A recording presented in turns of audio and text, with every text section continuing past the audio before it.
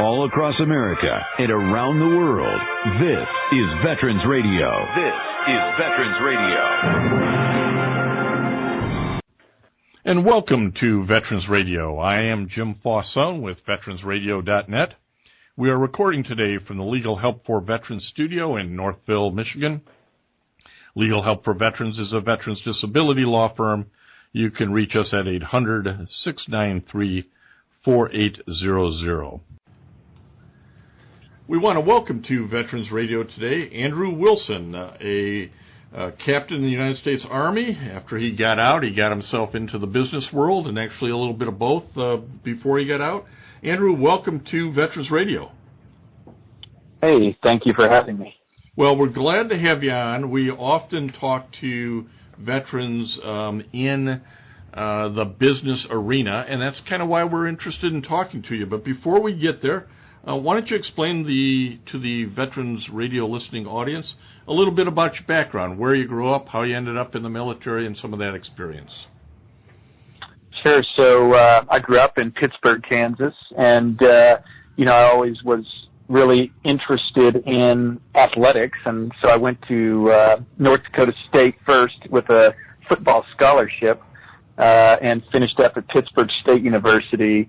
And during playing athletics and being kind of involved in that team atmosphere and the physical nature of football, I was like, I got to find a job that's going to use those skills that I've learned in the real world. And I got involved with some of the stuff with ROTC and started to see like, hey, I can either go man the copying machine at a business and work in a cubicle, or I can, go jump out of planes and go to Ranger School and become an infantry officer. And that's kind of how I found my way to the military. And I didn't come from a big military family or anything where there was lots of pressure to go.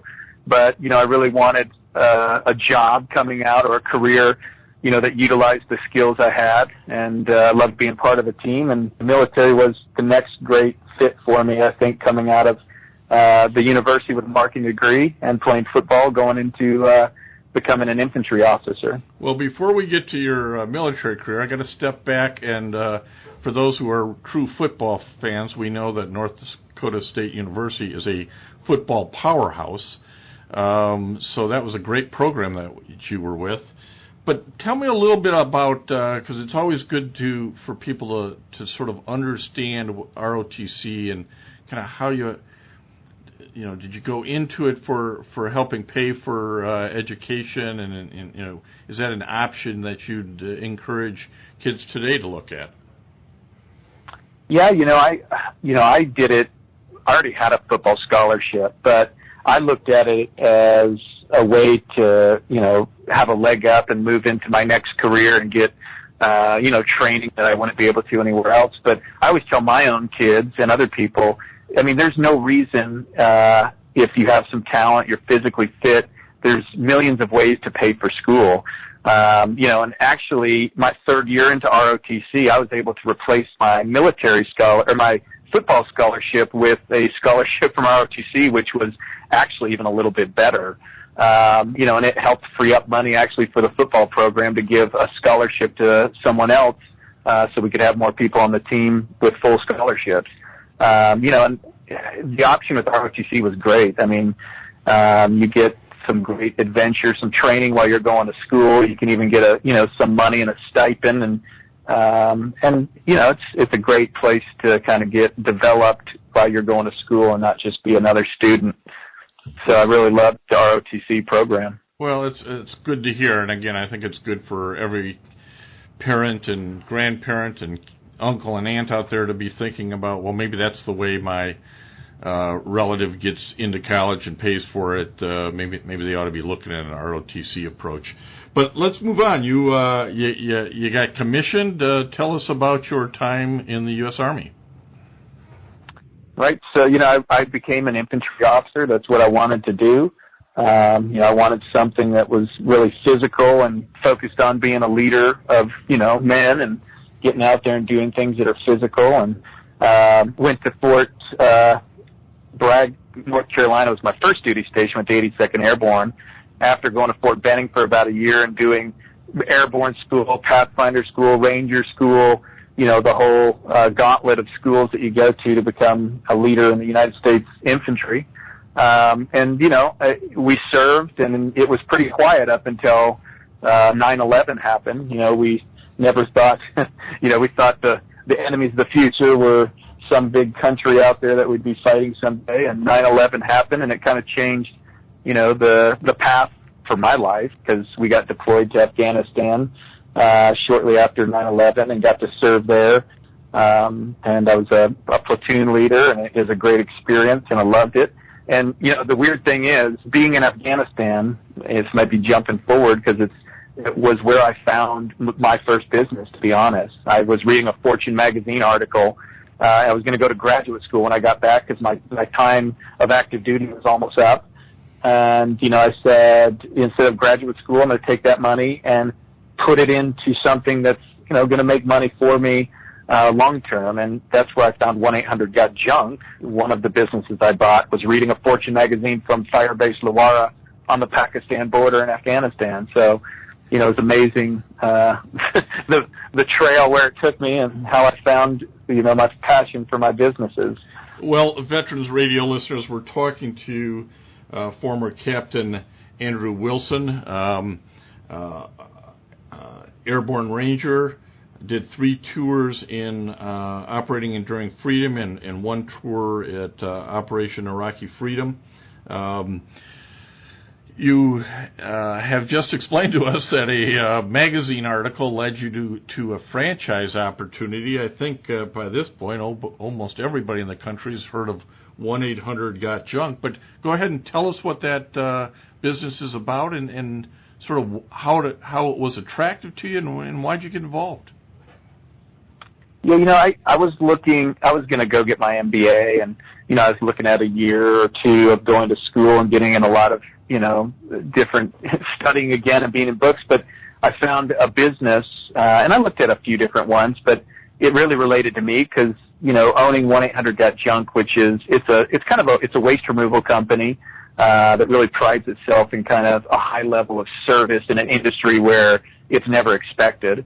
And they've kind of revolutionized that and changed an industry with the way they've done business. And I just really loved the aspect of, leading teams of people heading out there every day, kind of, accomplishing a task. And it might be removing junk, but it's wowing every customer that they possibly can get in front of and completing a mission. And it kind of related to being a platoon leader in a sense.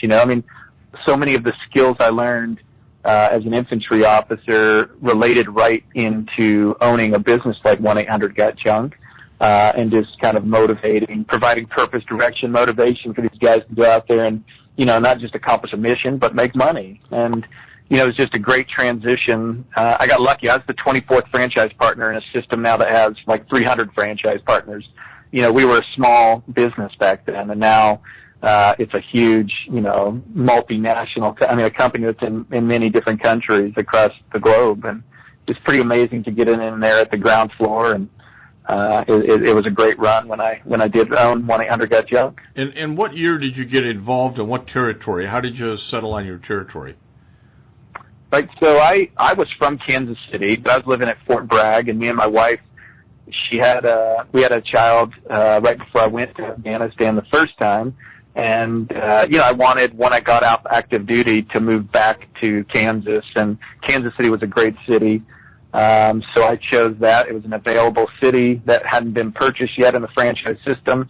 And I decided to buy 1-800-GOT-JUNK there. And when I got off active duty, when I came back home, we relocated.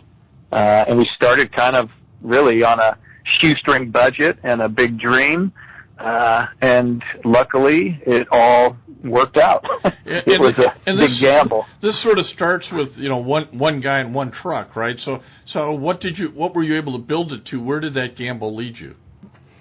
Right. So we started in 2003 with one truck, and myself as the only employee and my wife. And then we started. I hired a few people I knew and friends in the area to help out when we needed it. And, the first few years, I'm not going to lie to you, were very challenging.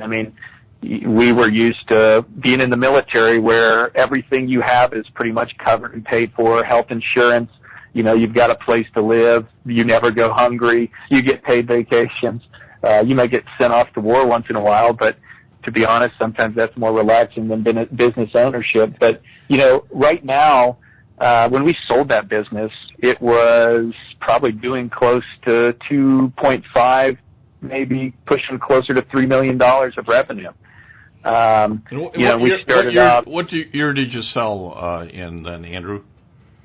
2014, I believe, is the year that I sold out to, and I sold that business because, it's a long story, but while I owned that business, I still went back and did a couple more tours in Afghanistan and Iraq as a reservist. I became a civil affairs officer, actually. And I also went back and did almost 2.5 years during that business ownership period as a civilian in Afghanistan running a counterinsurgency program. So, the first 4 years was my life almost. 3 to 4 years building that business. Once I built it to a certain level, I was able to continue service in the reserves. It wasn't active duty anymore, but the wars just kept going on, and I wanted to serve more, and I was able to do that. And then, was able to even go back again as a civilian and support the war effort. So, the business really provided a lot of opportunity to me and my family. And then my wife had moved to Oklahoma because her family was here, and I was gone so much. And when I came home finally, she didn't want to come back to Kansas City, so we decided to move to Oklahoma, and that leads us to the next business adventure, which was the You Move Me franchise that we now own and operate here in Oklahoma and Oklahoma City and Tulsa. And tell us what You Move Me is in terms of a business operation. Right. So You Move Me is it's a moving company. We move people's household goods, or we move businesses from one location to another. And it's really built on the same aspect and focus that 1-800-GOT-JUNK was built on. It's part of O2E brand, the family of brands, but You Move Me is one of their newest brands. We were the first franchise partner in the system, basically. We were able to launch it with Brian Scudamore, become one of the first franchises. But, we've built this business now. We almost do 2,000 moves a year.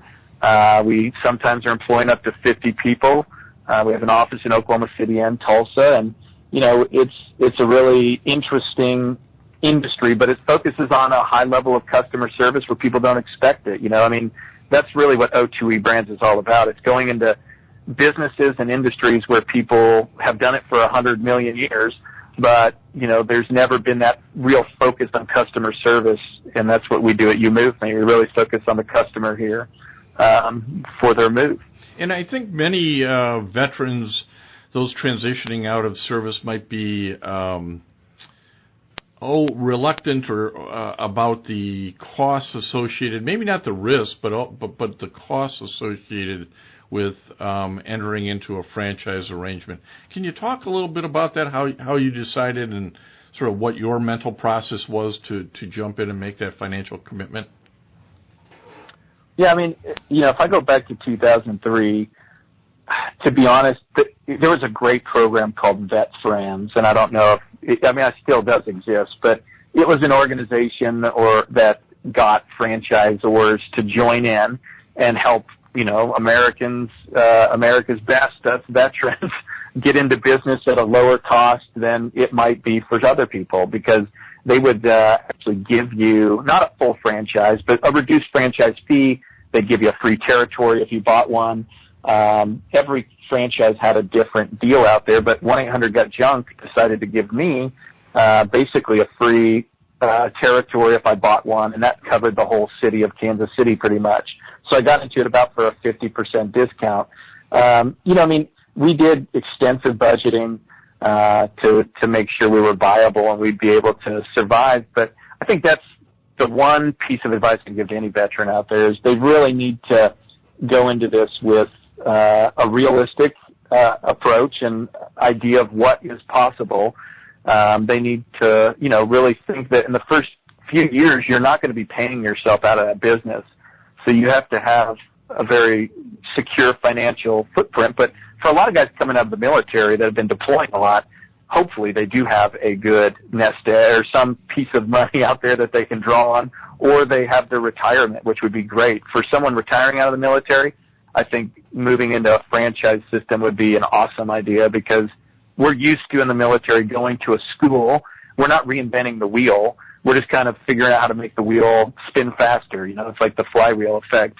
And that's why franchising seems to be a great fit for veterans, because, we're used to going and being trained and getting kind of a playbook and going out there and executing it, at a very fast speed. And that's what franchising really is. I mean, we don't want to reinvent the moving industry. Or the junk industry. We wanted to learn it from someone else and go out there and make money by doing it better than other people can do it.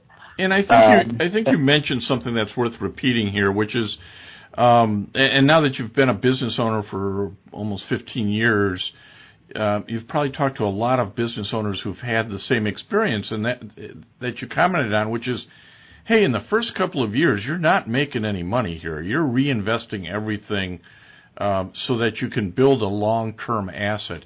Can you talk about that a little bit? Yeah, and when I first started the business, to be honest, I had a marketing degree and I'd been an infantry officer, and there wasn't a lot of resources to kind of give me a realistic idea. The good thing about a franchise system by law, I mean, they have to give you a realistic idea, and they let you talk to other franchise partners before you sign up, even ones that have quit. So you're getting a realistic idea of that, hey, I did $500,000 and I made $30,000 off that in the first, 2 years or something. So, I probably wasn't as prepared for the first few years as I could have been, but I was more than a lot of people moving into. I mean, it took the third year before we really started to see even me replacing my infantry captain's salary, which didn't mean I was getting rich at that point by any stretch of the imagination. But, a lot of people in the military would ask me, like, why the heck did you leave a great career? You're doing awesome. You would have a retirement if you'd stayed in for 20 years. And, what I said to them 6 or 7 years into the business is, I own a business that's kicking off more money than your retirement is already, and someone else is running it for me. So, I mean, there's a lot more risk. I'm not guaranteed that income forever, but, there is a big, huge upside to taking the risk. It's just, I think people have got to be realistic. You're not going to come out and just be making money your first 2 or 3 or 4 years. I mean, you might make a salary or pay yourself, and, and some people get lucky and make it big and quick, but it's not very likely in a franchise system. I mean, you're not likely to fail if you execute the system like it's designed, but you're not going to get rich in 1 or 2 years. I mean, it's like you said, it's a long-term investment. You're building an asset that you can either sell or you can hire or bring on partners to run and continue to get a residual income at some point, you hope, while you don't work at all in the business per se. You might work on the business some, but not in it as much. Well, another correlation I wanted you to talk about between sort of the military life and running a family business is the role of the family. You mentioned your wife a couple of times. Can you kind of talk about, how that structure, that partner supporter is important in both aspects there and sort of similar? Yeah, in the military, all of us that have deployed, we know we are only as good as the people at home taking care of the family. You saw so many families fall apart during deployments. From, whatever reason, the whole family structure was not there. In a business, it's the same exact way. Like, my wife for years has, done the books. She's done a lot of the HR stuff. My daughter, who's older, does the Facebook pages. She takes pictures.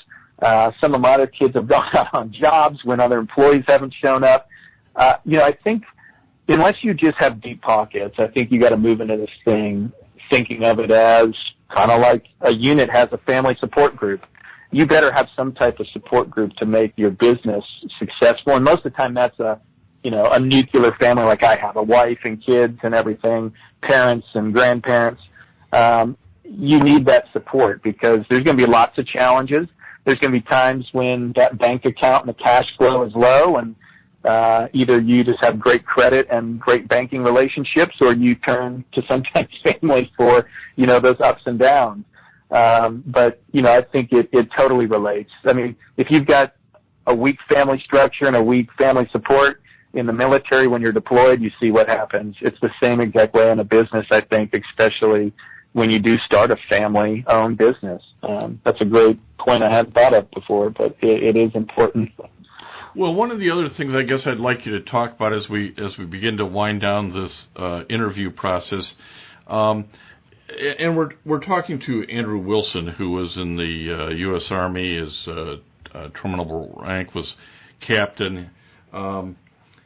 Andrew, as you looked at this, how long did it take you to? And you got to think back 15 years now. It's a whole different story, right? Back in 2003, when you're thinking about this, is this a 30-day decision, a 3-month decision? What do you find when you talk to both in your own experience, but with other business owners? How long does it take somebody to wrap their mind around this? For me, it was over 6 months. I mean, I think a good timeline for someone would be to start looking now. I mean, you're never too early. Start coming up with ideas, and you even go work in part of the industry part-time if you could, just to see if you like it or not. But I started about 6 months out. When I was in Afghanistan, I sent an email off to 1-800-GOT-JUNK, and they thought I was probably crazy, like telling them, hey, I'm here in Afghanistan and I'm interested in looking this as an option. And fast forward 6 months later, I think is when we finally actually opened our doors. Or more, or a little bit more. So, I mean, it wasn't an overnight thing. And the good thing about franchising is, by law, they have to go through a certain process. So you can't just call them up and be like, I'm ready to sign up and buy the business and open tomorrow, because they want you to succeed. I mean, if you succeed, they succeed, because they make money off you making money, and they make money off you succeeding because they want to show everybody that their system's awesome. I have to say, not all franchise partners are created, or franchise oars are created equally. And I think that's why people have to really do their homework and find one that, has a history of success, provides the support, and their franchisees are profitable and make money. Because a lot of them, you're buying a job instead of buying a business. And that's, I was lucky and found O2E Brands, which, the track record speaks for itself. There's lots of people making a lot of money in 1-800-GOT-JUNK for sure. But it's been a great experience for sure. I've enjoyed being a franchise partner. Andrew Wilson, if folks want to learn more about O2 Brands or about you and your franchise businesses, how do they follow you? How do they track you? Right. So, I mean, with O2E, you can search you can put in OTE on Google, and there's going to be a million things. Brian Scudamore is, one of the most sought after entrepreneurs out there. If you look at Brian's story, I think you'll learn a lot about, his humble beginning to now owning a $300 million franchise organization.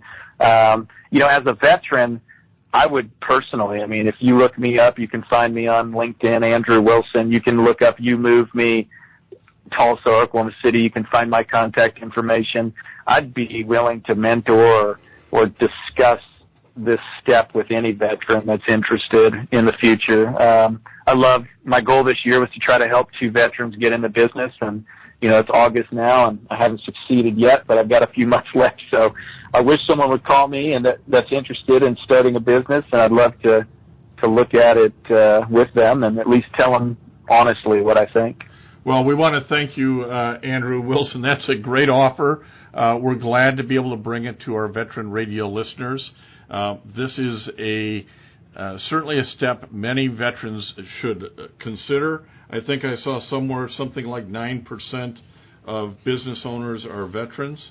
So, you won't be out there alone. There'll be a lot of folks with you. I want to thank you, Andrew, for being on Veterans Radio today. And I want to thank everybody for listening to Veterans Radio today. I am Jim Fausone. It's been a pleasure to be your host. I'm a veterans disability lawyer at Legal Help for Veterans, and you can reach us at 800-693-4800 or legalhelpforveterans.com on the web. You can follow Veterans Radio on Facebook and listen to its podcasts and internet radio shows by going to veteransradio.net. And until next time, you are dismissed. If you have a VA claim denied by the Board of Veterans' Appeals, contact Legal Help for Veterans at 1-800-693-4800. They're experts in handling cases before the U.S. Court of Appeals for Veterans Claims. Their number again, 1-800-693-4800.